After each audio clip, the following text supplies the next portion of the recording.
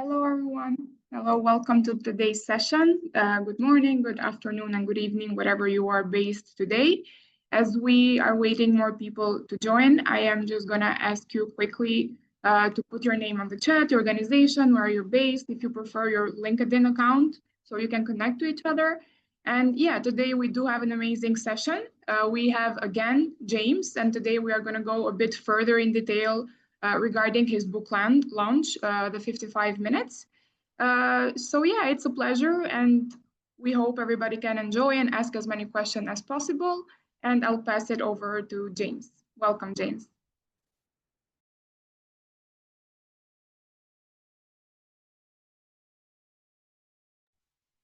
Thank you, Cindy, and thank you, Catalyst Now, for hosting me for this discussion, and for all of you for joining in the middle of the summer. That's an impressive turnout.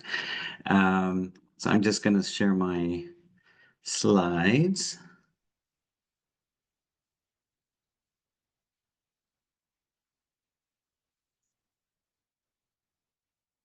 Okay, can you see that okay? Right. Good morning, good afternoon, good evening, depending on where in the world you're joining from. I am speaking to you today from Mi'kma'ki, which is the ancestral, present, and future territory of the Mi'kmaq people. The colonial name for this land is Nova Scotia, Canada. Again, thank you to Catalyst Now for inviting me to be part of this. Before I go any further, I just want to let everyone know, and there'll be a few spots throughout the talk that this is referenced, but you can download a free PDF copy of the book at the55minutes.com or .net, .org, .ca. And there's more information on the book and how you can order it and so on. Just a little bit about me. And unfortunately, I was going to be joined today by one of my co-authors, Daniela Pappy-Thornton, who many of you may know from some of her works, like Tackling Heropreneurship or Rise of Heropreneurship. Daniela is unable to join us. She is she's on vacation, but she's finds herself in rural England without good internet or reliable internet access. So this will be a solo endeavor, but I will try and channel Daniela as much as possible. I've worked approximately a third of my career in academia and about 2/3 of my career in various practices related to social change, social innovation, philanthropy, and adjacent endeavors. And so a lot of what is in this book draws from really those experiences, but also more recently, I find myself working quite a bit in the private sector, and I'll talk about that in a moment, which is really also quite relevant for systems thinking and systems approaches. Just as kind of background, we've gone through a number of years of a disruptive, unsettling global pandemic. And in one of the really astute reflections on why, in particular, the U.S. in this case was struggling to respond effectively to the pandemic. Zeynep Tufekci, who's a sociologist, writes regularly in the New York Times, said, we had time to prepare for this pandemic. We knew pandemics come and that they're happening. But of course, we squandered that because of widespread, what really she distilled to asystemic thinking, the inability to think about systems and their dynamics. And I think that's a very astute observation. It's an astute observation for a whole variety of reasons. One of the things that I also want to just highlight as background here is that the World Economic Forum produced its Future of Jobs report earlier this year. And among the skills that employers identified as important was systems thinking. So this actually surprised me because I don't see this as a very prominent conversation yet in the commercial sector, but um, there's evidence here that certainly employers are thinking about systems thinking increasingly. And if you actually look at this matrix, there's many other adjacent skills that are also useful in systems thinking. So systems thinking doesn't really exist in isolation. It's tied to many of these other capacities. So I thought I would just kind of start today's discussion by just encouraging all of you to chime in and use the chat box to do this. I want to pose a question, and I thought, okay, let's just come up with a kind of prototypical global challenge. So, global plastic pollution crisis. I just want everyone to um, put in the chat one reason as to why this crisis exists. And I know all of you are probably already deep systems thinkers and have analysis of your own on this and probably have 10 or 20 or 30 different ideas. But just brainstorm and put in what is the crux of this? Why do we have a global plastic pollution crisis? And maybe Cindy, I'll call on you to read some of the responses as they come in. So until now, we do have from Michael, he says producer does not pay. We do have increasing, oh my God, okay, we're having a lot. Increasing demand and consumption, high consumption, plastic is cheap, lack of interest in efficient ways of production. Tarakat says because we have not figured out a cradle to grave approach to production, use, and waste disposal. Zahed says because we do not have a viable alternative. And others say barriers to using alternative for hygiene reasons, for example, and plastic is cheap and limited ways to recycle. Increasing population, convenience, no effective recyclism mechanism, policies and framework for plastic. This is all we have until now.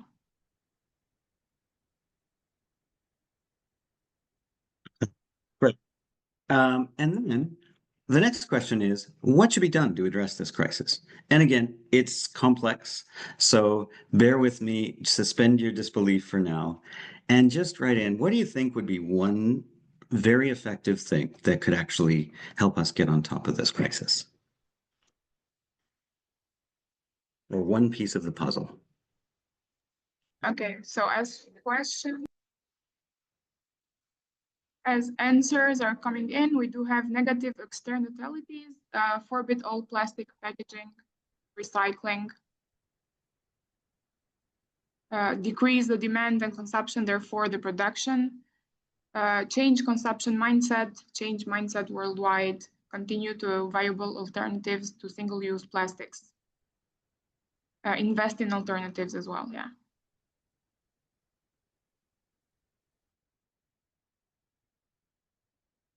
We do have others, behavior changes, lack of political will to ensure proper management. And yeah, that's it until now. Okay, that's great. So many of you have probably come across this heuristic, this model. It was developed by FSG, Kanya and Kramer. It's called the Six Conditions of Systems Change. Peter Senge, I think, was involved in that as well.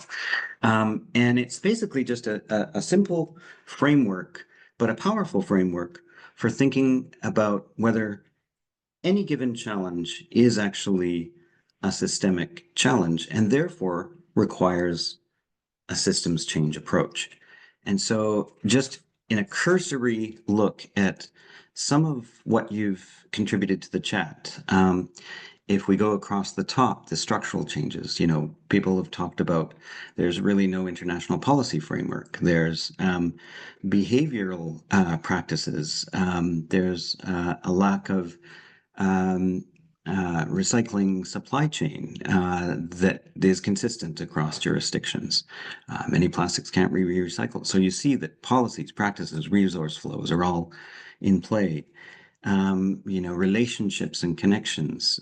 So people talked about, again, an international framework, the ability of corporations to be held accountable, producer responsibility, those kinds of things. Um, People talked about mindsets, mental models.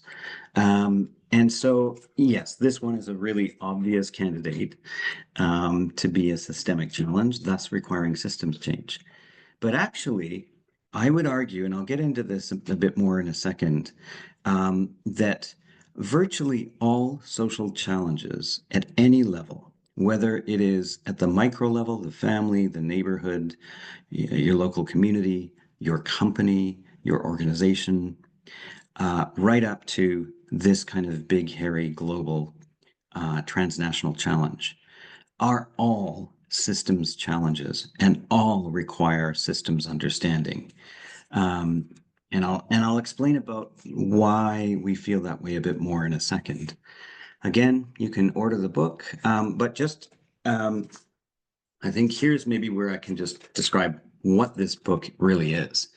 So the 55 minutes, we wrote this as what we call an atlas to navigate problems, reveal systems, and ask beautiful questions in a radically shifting world. So it's a 20-chapter resource for practitioners working in any sector interested in using systems tools, systems concepts, and frameworks to approach and tackle difficult problems. And we use that term atlas very deliberately because we want to signal that this is not necessarily a cover to cover read, that this is something you can pick up and you can jump to chapter 15 or chapter 20. We're talking about a linear technology, a book that has a beginning, a middle, and an end, that is a really kind of limited way to talk about something as complex as systems and complexity itself. And so, for that reason, we really don't intend for it to be um, uh, a cover to cover read. But the title takes its inspiration from Albert Einstein's aphorism that if he was given an hour to solve a difficult problem and his life depended on it, and only he would spend the first 55 minutes just thinking about the problem itself, and only the last 5 minutes acting to solve the problem. But our thesis is that most of us, in most contexts of our contemporary dominant world, culture invests and places value on those last 5 minutes. And that is where most of our organizations, most of our institutions are incentivized to act. And whether that action takes the form of design, invention, regulation, venture creation, or some other form of active intervention, that's where we spend our time and our energy and our money. So just a bit about the origin story of this work.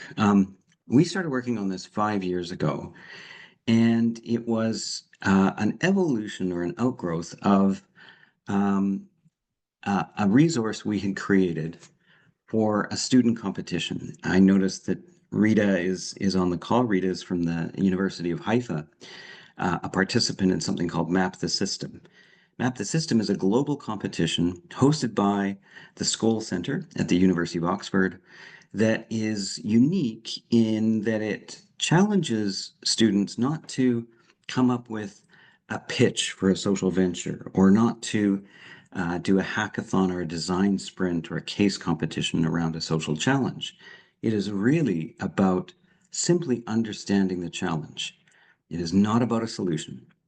And that makes this competition quite unique. And so we actually created a guide for students who didn't have a faculty resource or a mentor or a coach at their own schools. And as we started disseminating this open access guide, a lot of people in government, in nonprofit and NGO in the NGO world, and to our surprise, even in the commercial sector, said to us, "Hey, are you ever going to write a similar guide for practitioners?" And so that was back in 2019, 2020. It's taken us 5 years to get our heads around that and to actually complete the thing.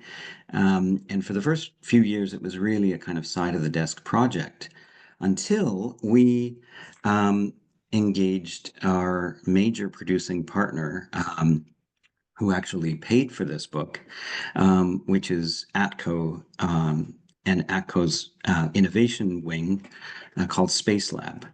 I'm immensely grateful to both of these partners, ATCO Limited and the Institute for Community Prosperity at Mount Royal University.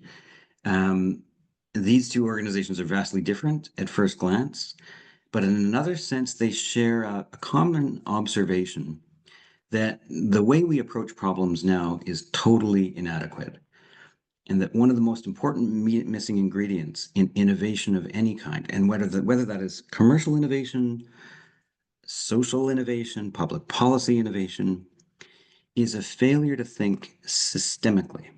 And it's a failure to acknowledge and embrace complexity, and a failure to spend sufficient time meaningfully trying to understand problems. Um, and so, naturally, there are differences in how complex these various challenges are, and the number and complexity of systems that are implicated in wanting to make change.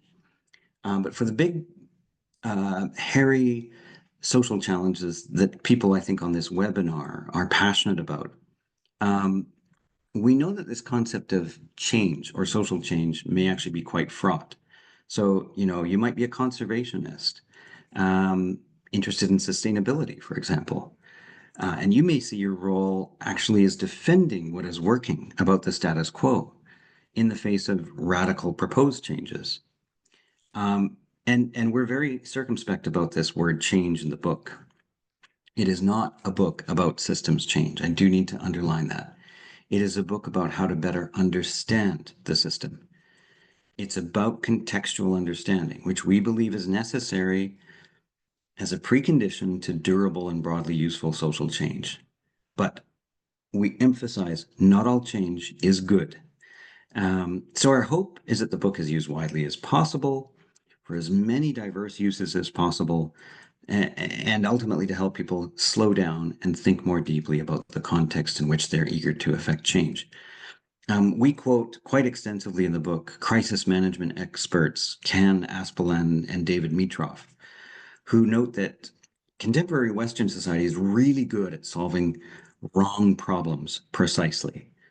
But we need instead to ask better questions of the right problems, which also sometimes means um, that we need to let go of the quest to solve and instead think about how we're going to contribute to shifting a system. So this is a very intentional phrase that we use throughout the book, contributing to shifting a system. So one of the commandments of the sort of Church of Silicon Valley is Mark Zuckerberg's maxim, move fast and break stuff. But of course, in social systems, moving fast and breaking stuff risks breaking people or wasting taxpayer money or relying too heavily on consultants or broken and unaccountable, triple P procurement approaches that mean big ambitious projects end up moving like molasses. Moving fast and breaking stuff actually backfires when you try to do it without systems understanding. And so we actually include what some people regard as, so this is chapter 1 of the book is what we call the starting point query. And some people say, well, this is absolutely the heart of the book. This is the most important piece of the book that people should read, which is basically like, why are you coming to this book? Why are you even reading this in the first place? What's your interest? Are you reading this as part of a team, a book club? Is your organization asking you to read this? Are you reading this based on a long history of having worked in and struggled on systems change? Are you reading this just out of sheer interest? So we help kind of situate the reader to maximize the benefit you'll get out of the book. For some people, they just skip right over chapter one, and that's fine too. Because they're like, I don't really need to know why I'm uh, approaching this book or what my agency or positionality is. I just want to get into the book, and that's completely fine. Um, but we do start with a starting point quiz or query. The book is broadly speaking divided into two large sections. The first sort of third of the book is what we call the foundations section. And this dives into what is a system? What is systems practice? How do we think about problems with a complexity lens? How do we actually try and put aside our solution, or at least, or at minimum, if you're so in love with a solution, temporarily suspend your passion for that solution while you go on this journey. We talk a little bit about research in some depth. We talk about mapping, the good, the bad, the ugly of mapping, what you should and shouldn't do, how to think about mapping. And so those are just kind of foundational pieces. Some of this would be perhaps new to some people on the call. Much of it would probably be well understood already, depending on what your practice is. But I'm just going to highlight a few pieces of it. And this is where I want to come back to this point I made earlier, which is every problem that involves people is a social problem, whether that includes financial problems, fiscal problems, economic problems, health problems, environmental problems, and so on. They're all social problems. So we take a very broad definition and view of what a social problem is. And of course, every time we look at what a system is and the essence of a system, we realize that every single social problem is, in fact, a systems problem. And that is because when you look at what a system is, systems are everywhere. So they have three basic components, and I apologize if this is kind of um, repeating well-trodden ground for people, but I think it's worth repeating. There are three basic elements to systems. One is that they're composed of elements, sometimes called nodes or parts. The second thing is these elements are in some way connected, or they are interacting in some way. They're not just sitting in a pile. And the third is that collectively, the combination of these elements and interconnections results in some purpose, some function, some emergent property that wasn't there before, and that isn't a property of the component parts of the system. So this is a very simple breakdown of what a system is. We go into a little bit more detail about, so what does that actually mean? What does that imply? Well, when you think about it, complex systems are everywhere.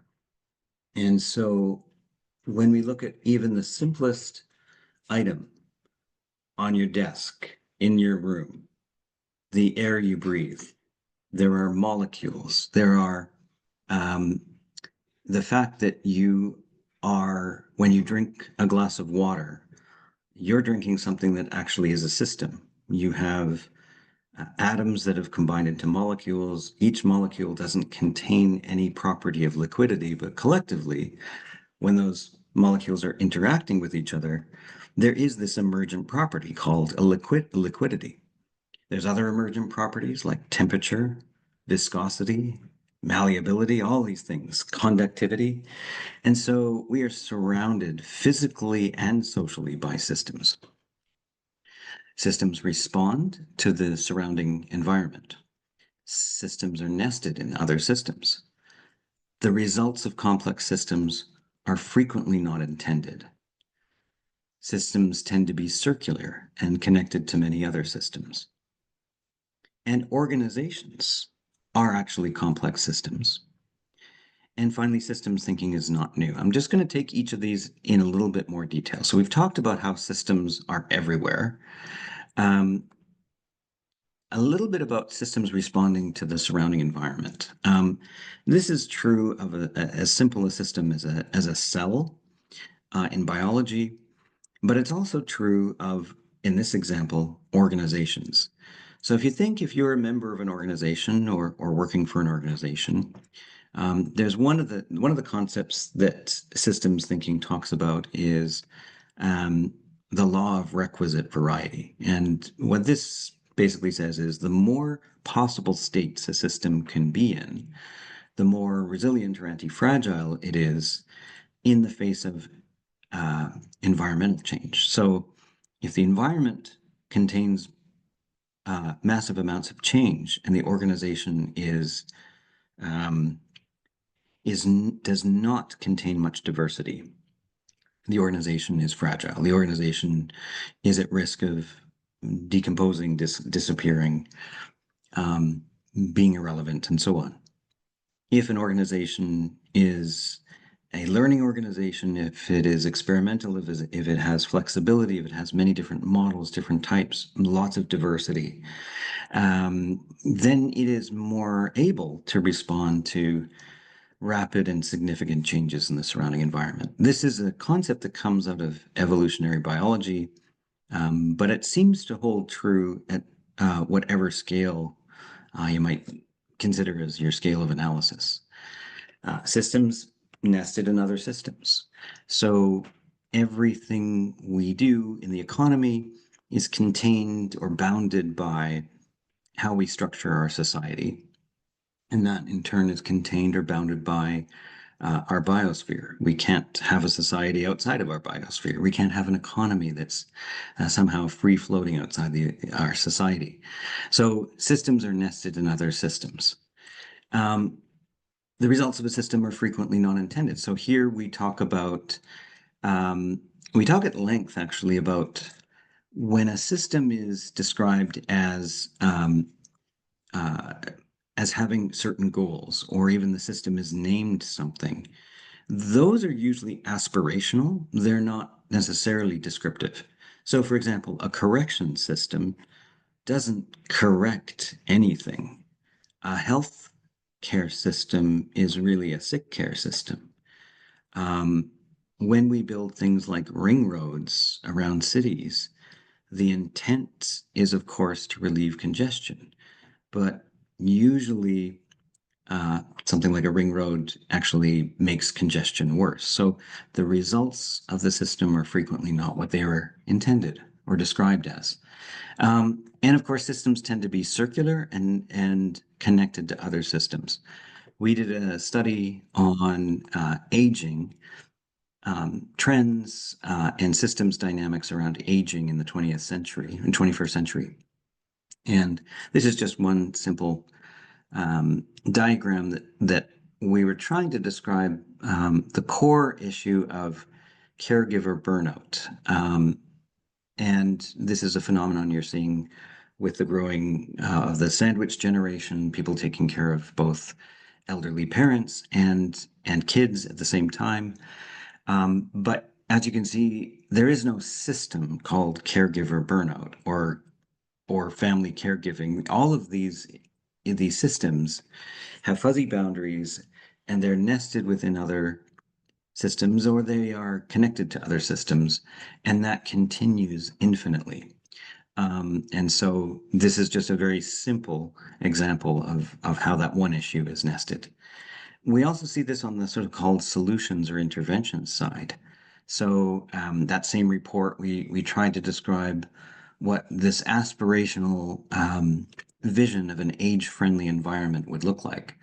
Well, it involves many different implicated systems, right? Or orbits of intervention that have different people and organizations working on them. And so all of these intersect in many others in different ways to achieve what we might imagine to be an age-friendly environment or an age-friendly city or community. Organizations are complex systems. You may not think about, say, a small business or a small NGO as a complex system, but the minute you start tracing all of the relationships, both within the organization and who are your constituents, your clients, your suppliers, your funders, your investors, the number and diversity of those connections rapidly becomes complex. So an organization of 16 employees, just for one example, can have 64,000 different kinds of connections with each other when you start thinking of the dynamics of one employee interacting with three other employees, or a department interacting with another department, or management interacting with management. So it becomes rapidly, rapidly complex, even when what on the surface looks simple. And finally, systems thinking is not new. I'm really grateful to Elder Roy Bearchief, who is a Blackfoot scholar and teacher, who gifted us the story of a Nitopisi for the book, which is a Blackfoot creation story, the essence of which is the world was created essentially as a web by a Nitopisi, a giant spider, a metaphysical spider. And that web connects all of us. It connects all organizations. It's kind of like the mycelium in the forest. And every time there's a vibration on the web, the entire rest of the web can actually feel it if it listens carefully enough. And so there's many rich layered teachings beneath the Anito PC story, but it resonates really strongly with what we know of systems, how we approach systems, and certainly how science thinks of systems. The essence of Anito PC and the major lesson is that the essence of reality is really relational. It's relationships. It's not individuated, isolated people or organizations or nations, that we're all connected. Um, and so, well, now that we have a grounding in what systems are, how do we actually bring systems practice into our work?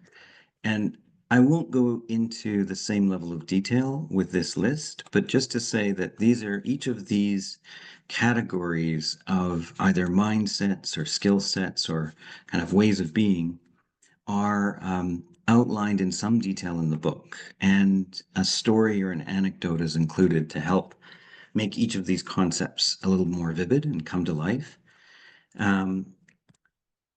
But chief among these, I think, is, and for the purposes of the book, it's really, really important to emphasize this notion of hanging up your solution.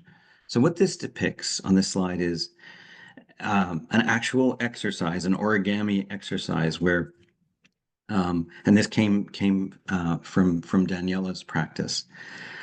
She encourages students or practitioners in her workshops to write down if you're in love with a particular solution.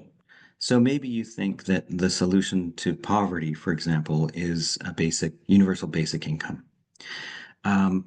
Write that down, and you're going to fold that up, literally make a shirt out of paper and hang it up onto a shelf, essentially a clothesline for the duration of the workshop. And it's not to say that your solution is not a good solution or a good point of intervention. It's that you need to stop being in love with your solution for long enough to start falling in love with the problem. And that journey, we have a kind of very simple heuristic to describe that journey. So you start always with something you're passionate for, you have energy for, you're interested in a particular issue. And that's a subjective start. The last 5 minutes, what to do about that, is often what we leap to. So it's subjective to subjective with maybe a little sprinkling of objectivity in the middle. What we're encouraging people to do is to really spend a lot more time with that objective meat of this sandwich before you complete the sandwich and take a bite. And that is, I want to be clear that the journey to objectivity is a journey. We describe it as a vector in the book. It is not something that you will ever achieve. You will not have, no one will have an objective understanding of a system. It's just impossible. But you will um, achieve richer understanding if you take the time. And so the meat of the book, the last two-thirds of the book, is essentially helping you structure those 55 minutes. How do you actually take the time and use it wisely to dig into systems understanding? Um, and so we're not saying that this is the process or that you have to follow it in this order, but it's one way of organizing um, how you might think about the many dimensions of a system. And some of these tools will be familiar to you. You probably already practice many of these tools, and most of these tools are not tools we created. The vast majority are, in some cases, decades old. They come from management science, they come from anthropology, they come from all kinds of different fields. But we've grouped them together. There's 30 tools that we discuss, that we uncover and talk about in significant depth. And we've grouped them together into 11 chapters or 11 questions, 11 labels that we think may be a kind of helpful way of structuring that kind of metaphorical systems understanding time that you take. So whether you literally only have 55 minutes to quickly, rapidly learn about a system, or whether you have the luxury of 55 days, um, this is entirely scalable. And so it's structured on these basic headings, and I'll explain these in more detail as we go through it. But like I say, each of these has a chapter that constitutes the kind of metaphorical 55 minutes. There is, of course, the last 5 minutes that forms the very last chapter, chapter 20 of the book. And I'll talk about that in a moment. It is about acting, but this is not a guide to acting. Again, it's not a guide to social change. So let's start with frame. And this asks the question, where do we focus and where do we focus and how do we set boundaries? So if you can imagine, and actually for the first 3 years of working on this book, the entire metaphor was not a clock, it was a camera. Because we thought, well, it's all about when you think about using a camera to look at something, you bound it, right? Ansel Adams said you don't take a picture, you make a picture. And so you decide what the system is. There is no godlike, omniscient answer to where does the education system begin and end. Our library is part of the education system. Is your household, are your parents part of that education system? Is nature part of that education system? Like where does that exist? Those boundaries. You make those boundaries. That's a really, really important point. Within this chapter, we do a deep dive on two techniques. One is called the 5 R's framework that comes from USAID, and the other is something that came out of the Griffith Center for Systems Thinking at Griffith University in Australia. It's no longer, the institute no longer exists, unfortunately, but it's a brilliant tool called the problem framing canvas. It's a wonderful first place to start thinking about your system. And quite honestly, if you only have 55 minutes to think about your system, the problem framing canvas would take you a long way towards some rich, rapid systems understanding. The second chapter is all about what we call landscape. So what are the contours of the current system? And so here we talk about Daniela's tool, which is called the Impact Gaps Canvas, a tool developed by Frank Giels, the multi-level perspective. And we go back to the work of people like John McKnight and asset-based development world, and talk about asset maps as another way of understanding who's who and what's what on the landscape. What is the landscape of your system really look like. We then have a chapter on roots. And so many of you have probably done some version of, for example, the iceberg diagram. What's beneath the surface of the water, or what's beneath the surface of the soil. This is where that 6 conditions exercise comes in, for example. Taiichi Ono, who worked at or ran Toyota years ago, used a technique called 5 whys to uncover issues on the shop floor of either inefficiencies in production or mistakes in production.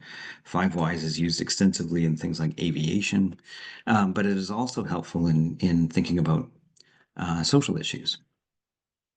We next talk about origins. So this is the chapter on how did we even get here? And here we encourage people to think about mapping timelines and using change over time graphs.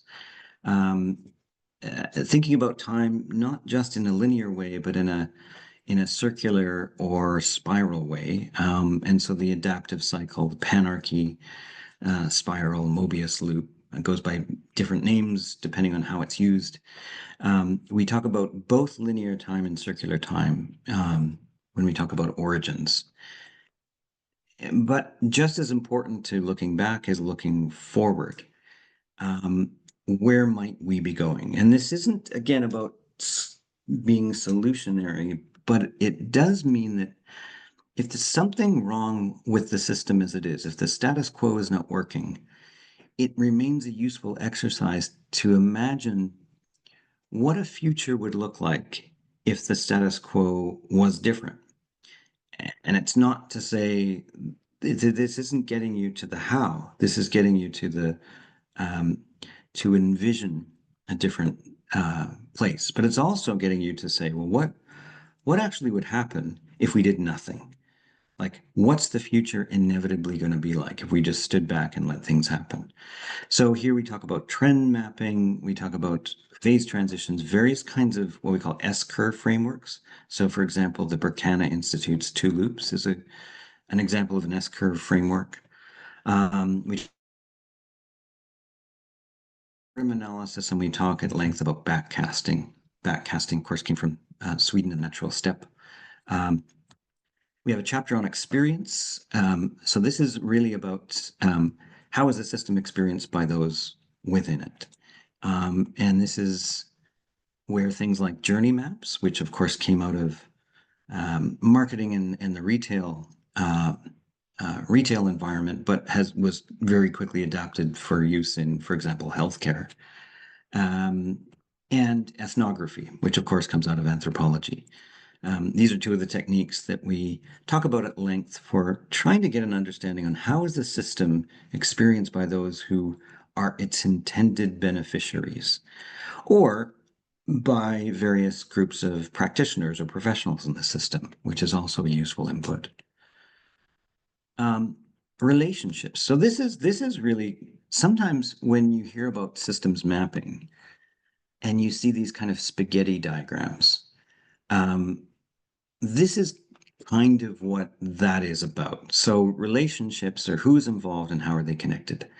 But quite often you'll see, oh, we need a systems map. Go out and do a systems map of who's who in the zoo around this issue and how are they connected. And, done. We've done our systems mapping. And what we're saying, no, it's one of only, in our case, 11 dimensions of proper systems understanding, but it is a dimension. So here really, there's many different types of actor and network maps. They can be matrices, they can be concentric circles, they can be network diagrams. So there's all sorts of subspecies of these diagrams that we go into some detail talking about. And then, the sort of implicit question beneath most of these actor network maps is, well, okay, but which of these actors really holds the cards?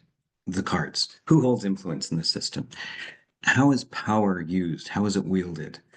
And so there's a whole chapter on power and a whole set of power tools. that go back some decades, right? Force field analysis goes back to the 40s. Ladder of participation goes back to Sherry Arnstein in the late 60s. Stakeholder power analysis, Power Cube, developed more recently by John Gaventa. So these are some of the tools that we go in. These are the ones we go into a lot of detail on. There are many other power tools that we don't include, but this is I think a good range of tools that cover the spectrum of influence, voice, agency, and so on. Causality. So this is kind of the logic of the system. What causes what to do what? And there are a variety of, there's a whole family of tools, sometimes called cascade diagrams or fishbone diagrams or cause diagrams. And we talk about stock and flow diagrams, which is really kind of getting back to Donella Meadows and the original systems work at MIT. And then causal loop diagrams, which is perhaps the most commonly thought of type of systems map, or at least sophisticated systems map. So again, causal loop diagrams to some are really the only legitimate kind of systems map. We don't believe that. We believe they're a very helpful tool.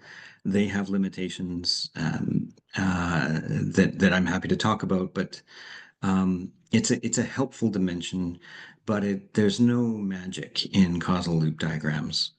They're powerful, but they can be limited as a communications tool, and of course, they are a really helpful entry point into building dynamical models, agent-based modeling, and digital twins and things like that.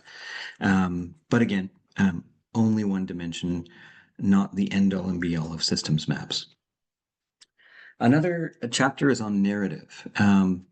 So here, what ways of thinking keep the problem in place? This is a really important and under-profiled aspect of systems thinking that I think, many people who think of systems in a more deterministic way, if we just understand the players and the flows of resources, we can sort of figure out surgically how to change the system. But what lies beneath that is what's in people's heads and what's stuck in people's heads collectively. And that is really, really, really important. If you think about anything from global conflicts to the way our behavior is around recycling. And so here we have Sohai Anayatullah's causal layer analysis as one tool, which in a sense is kind of iceberg-esque, but it even digs deeper than the iceberg. And Rich Pictures, which is a really interesting kind of visual arts-based tool that is, in some ways, a really wonderful entry point into systems mapping. That if you're working, say, with students, especially in an elementary or middle school setting, who've never encountered systems mapping, Rich Pictures is a wonderful way to start. And then finally, leverage. Where in the system is change possible? And this is really the only section where we actually talk about change explicitly. And here, again, it's more like surgery or gardening as metaphors, not and again, your role in the system is to identify those leverage points, but your role is so limited that what we again use this phrase, you contribute to shifting a system. But how do you do that? Well, we revisit the idea of impact gaps. We talk about Donella Meadows' notion of leverage points. We actually have a kind of simplified version of Meadows' really wonderful model, but that can be an intimidating model to enter into. And so we have a simplified version of that. And then finally, theory of change. Theory of change is big, hairy, fuzzy, and amorphous, but we do zero in on a few species of theory of change that we think could be helpful and a little more applicable to systems work. So that's leverage. And then finally, we ask people to think about, you've done these 11 chapters, these 11 questions. When you get to the end, this isn't a linear process where, okay, now we can act. We've done what we need to do, and now it's time to act. We find that actually throughout, you will reframe the nature of the problem that you're looking at. So you may start off with one idea, but as you kind of go on this journey, you realize that most often you realize that how you had framed the problem initially doesn't make sense anymore. When you know enough about the system, you typically want to reframe um, how you describe it and the questions you're asking. So here at that kind of metaphorical last 5 minutes, it becomes a subjective task. And this is about like, what do I have the energy for? What do I have the skills for, the agency for, the time for? Am I an introvert? Am I an extrovert? So we take people through these kinds of questions and prompts to think about their role in acting. And we have particular kind of sub chapters on all of these topics. But again, this is not a guide to acting. This is a guide to systems understanding. So again, to order the book, go to 55 minutes, the55minutes.com. Again, you can order a free copy as a PDF, or of course, hard copies of the book, which you may be tempted to do because it is 570 pages. So, but to my surprise, probably the download to sales ratio is probably about 10 to 1. So there are a lot of people who are completely comfortable reading through a 570-page PDF, to my surprise. But that's wonderful. And we made it freely available for a few reasons. We wanted it to be globally accessible instantly. We wanted it to be accessible to students and for use in the classroom. Um, and this isn't for ATCO, who has underwritten the cost of this. This is about getting this message out into the world. It's not about making money. Yes, there's a kind of corporate leadership badge that they wear in doing this, and it is really highly unusual for a company to embrace systems thinking to this level and this depth. But their interest is in let's get this out into the world, let's share it broadly in as many domains as possible because the world needs it, and we need to step up and be seen as leaders in doing that. So I'll stop there and use the rest of our time for questions, comments, dialogue. Thank you so much, James. So I know you were not available to see the chat, so we have had a lot of comments all the time and compliments on the book. But one question that we got, and I ask everyone who has a question to put it in the chat. But one question that we got was if you can throw some insights on what key consideration of the 11 dimensions must be taken for collaborative systems. And this question comes from Tarakat. Can you repeat the last part of that? Yes. So he says, can you throw some insights on what key considerations from the 11 dimensions must be taken for collaborative systems? Starting in chapter 1, which is the starting point query of the book, we actually ask, are you coming to this work solo or are you part of a team? If you're doing this work solo, or part of a broader collaboration, even beyond your organization.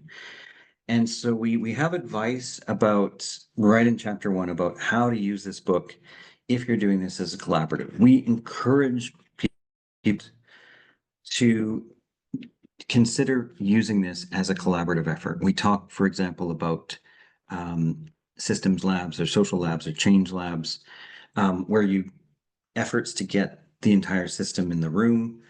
We also talk about the limitations of those approaches, but we say, if you're doing this as a part of a collective journey, that's the most ideal thing. because you will get the most out of it if you can discuss what you're uncovering and what you're learning and check it against each other's understanding as you're doing this.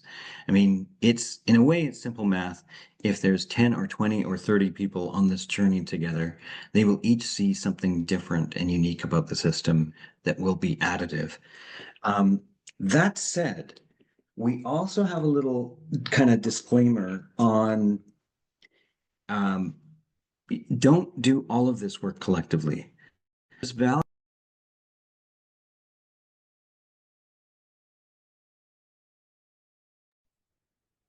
Okay. Um, okay. I guess he might have a little issue, but he will be just right back.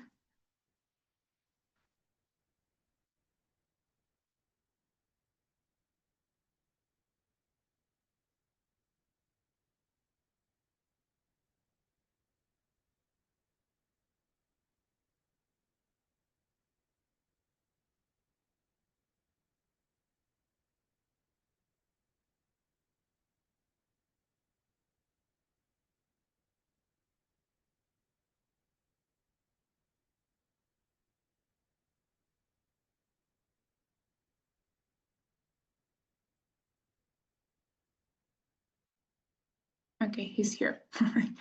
Sorry for the inconvenience.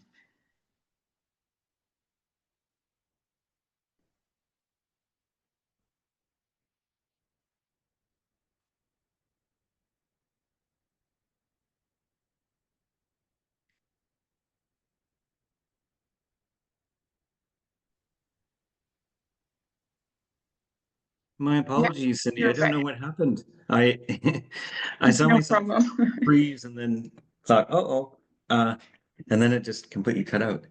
So I don't know how much of that answer you actually heard, but maybe I'll repeat the basics of it. We do talk in the book about collective process. We do encourage it, but I don't want to fetishize it. And I don't want to imply that the only way to get meaning from this book is to be in a collective. There are limitations to collective work, especially around the brainstorming exercise. Brainstorming is can be useful in some contexts, but in isolation, never ever just brainstorm without having an opportunity to have quiet contemplation and without an opportunity to have equity of participation. Because what happens in a typical brainstorming context is there's a dominant voice, it's typically male, and you will get people self-censoring, withholding their more audacious observations, their more controversial observations, and so you get a kind of mushy middle. And you don't, it's not that helpful. So collective process, yes, but it must always be complemented by some individual thinking and contemplation and room to offer those insights up to the collective without being judged and pounced on. Thank you, James. So there was also another comment before. So it says, love the mapping and all the great tools. So thank you. But also, what was the corporate interested in this again? Missed the name. Yeah, there was a few reasons why they came to this. One of them was, ATCO said, we keep hiring these really talented um, students out of school, and they can attract some of the best and brightest, right? So talented engineers and scientists, mathematicians, lawyers, and so on. And they noticed increasingly that there's a kind of amorphous cultural pressure for those employees to perform in such a way that their idea holds merit. And so they feel this pressure to come up with an idea, regardless of what context that is in. Could be an invention, could be a policy or procedures idea, and then spend most of their time rationalizing that idea. There's a trepidation to just step back and go, well, I don't know. We need to find out more about this before we make so that we can make an informed decision. And so their observation was that the trend line appears to be rushing to solution and then rationalizing solution rather than spending time with the problem. That was one thing. Second thing was that they're really attracted to this idea of they're a family controlled company. They are a publicly traded company, but the family owns the majority of shares. So there's a legacy component to this company that you would see in other family owned enterprises, where the interest isn't simply short term shareholder profit. The interest is legacy. And how do we ensure that this company is thriving, say, 50 years from now or 100 years from now? Um, and when you start asking those kinds of questions about corporate longevity or even corporate immortality, that brings you to a much different and more interesting place.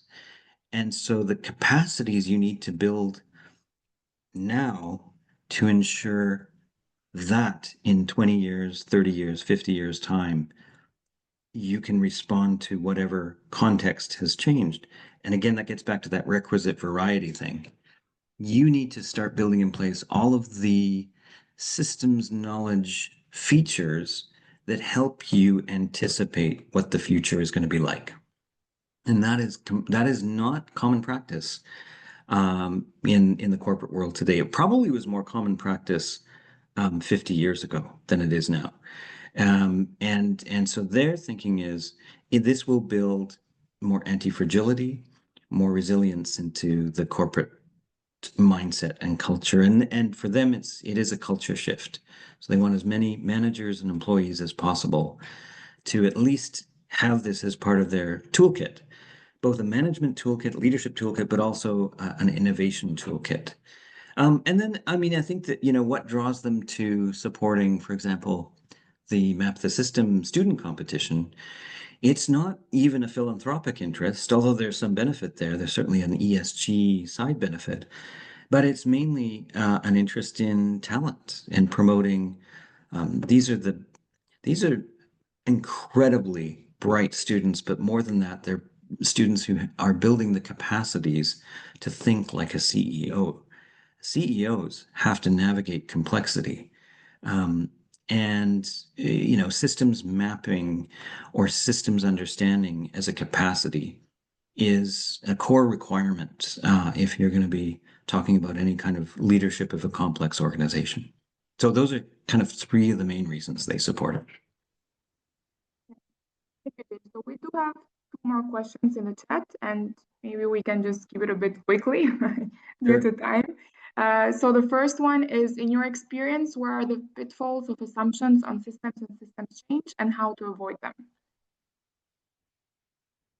Oh, yeah, that's a tough one. I mean, it depends where you look, and it depends on what type. I mean, I think we went through a period. I mean, systems thinking is not new. I've said that in different ways a few times, but one of the things that's happened is that um, systems thinking in academia has gone in waves over the past many decades. And it used to be criticized, and totally appropriately so, for being overly deterministic. This idea that you could, if you just knew enough about a social system, you could almost kind of control it like the Wizard of Oz. If you just had enough information and enough of an idea of where the levers are, you could literally move and manipulate those levers. And actually, there was like cybernetics was kind of in this vein. There was a project called Project Cybersyn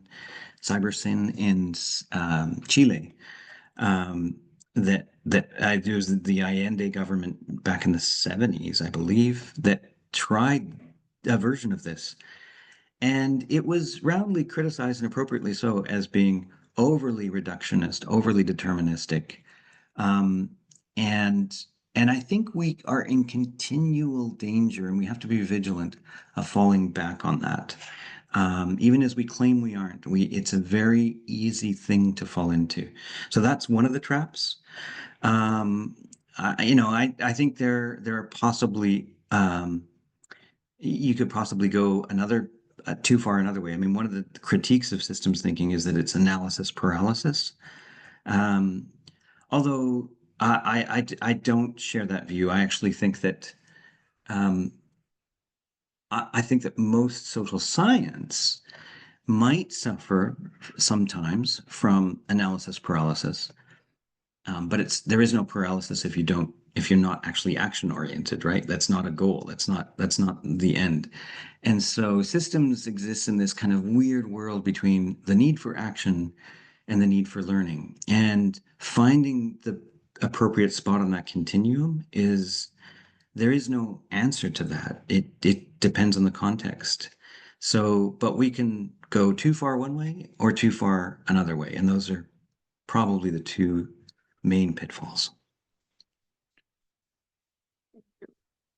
And the last one that comes from Isaac, he asks, how does my lived experience influence how I observe and understand the problem? Which tools help mapping my experience in this regard? Great question. Yes, you are part of the system.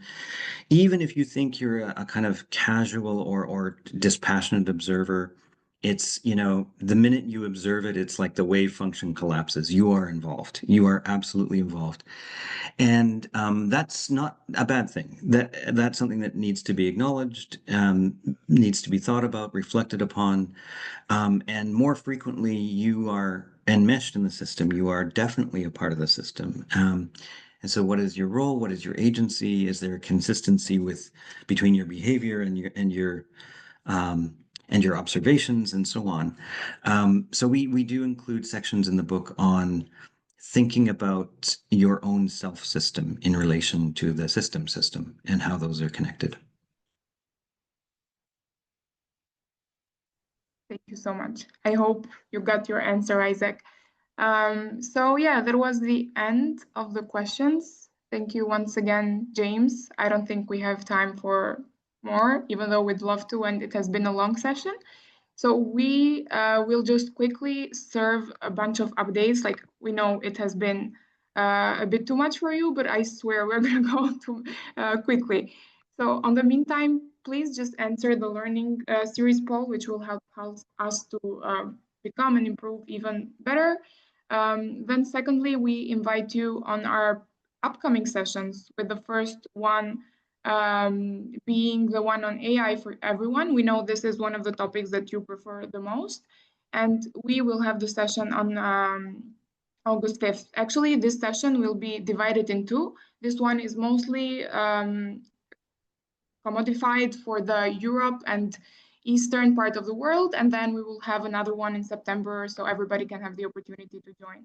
The second session is another book launch with Emily Castriel on deep listening, and that is going to be on September 4th. Then on September 8th and October 28th, we will be back with the fundraising masterclasses in English this time with Black Fox. And lastly, I invite you all to check out our Medium platform, to submit an article, read the call for papers, and as she is here helping me, reach out to Mehru in case you have any questions for that platform.